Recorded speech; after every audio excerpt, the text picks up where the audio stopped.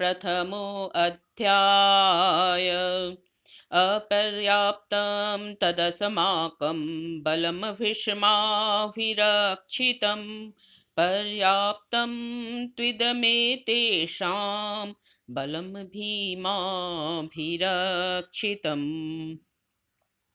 नमस्कार। इसके पहले के श्लोकों में हमें कौरवों की तरफ के प्रमुख महारथियों के नाम जाने और उनका संक्षिप्त परिचय पाया।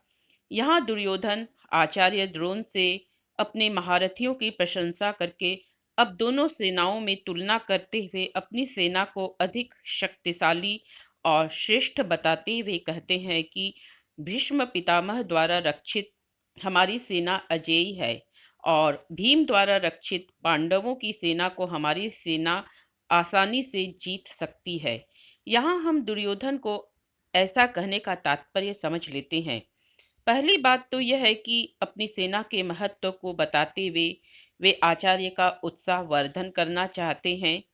साथ ही आचार्य को बताना चाहते हैं कि संख्या में भी वे बहुत अधिक है, क्योंकि जहाँ पांडवों के पास 7 अक्षौहिणी सेना है, वहाँ कौरवों के पास 11 अक्षौहिणी सेना है।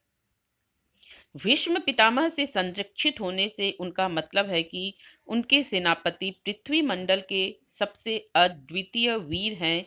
जहां पांडवों की सेना में भीम शरीर से तो बलवान है, किंतु धनुर्विद्या में भीष्म पितामह के सामने कहीं नहीं टिक सकता है।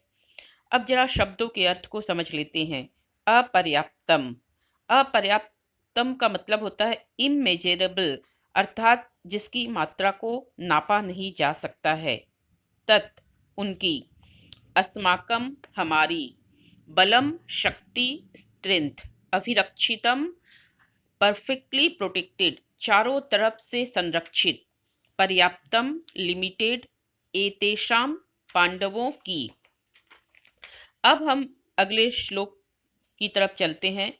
दुर्योधन अपने सभी महारथियों से भीष्म की रक्षा करने अनुरोध करते हैं। तो चले श्लोक 11 की हम आवृत्ति कर लेते हैं।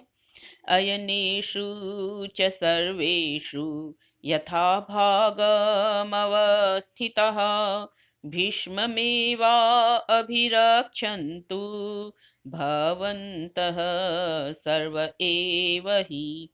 अर्थात आप सभी अपने अपने मोर्चे पर डटे हुए सभी ओर से भीष्म पितामह की रक्षा करें। यहाँ एक प्रश्न उठता है, जो पितामह अपनी और सभी की रक्षा में समर्थ हैं, उनकी रक्षा के लिए दुर्योधन आचार्य द्रोण से और सभी महारथियों से क्यों अनुरोध करता है? इसका कारण है कि द्रुपद पुत्र शिखंडी, जो पहले स्त्री था, फिर अपनी तपस्या और योग बल से पुरुष का शरीर पाता है, वह भी इस युद्ध में शामिल था पांडवों की ओर से, किंतु जन्म से स्त्री होने के कारण पितामह अभी भी शिखंडी को स्त्री ही मानते हैं। युद्ध के पहले ही पितामह ने कह दिया था कि अगर शिखंडी उनके सामने आ जाएगा तो वे उस पर प्रहार नहीं करेंगे, क्योंकि वीर पुरुष स्त्री जाति पर शस्त्र प्रहार नहीं करते। बाद में महाभारत के युद्ध में यही शिखंडी पितामह की मृत्यु का कारण बनता है।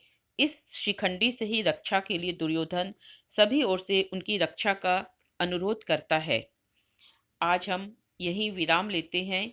अगली कक्षा में हम पढ़ेंगे कि संजय धृतराष्ट्र से सभी महारथियों के शंखों के नाम बताएंगे और उनके द्वारा शंख घोष से युद्ध के आरंभ होने की सूचना देंगे।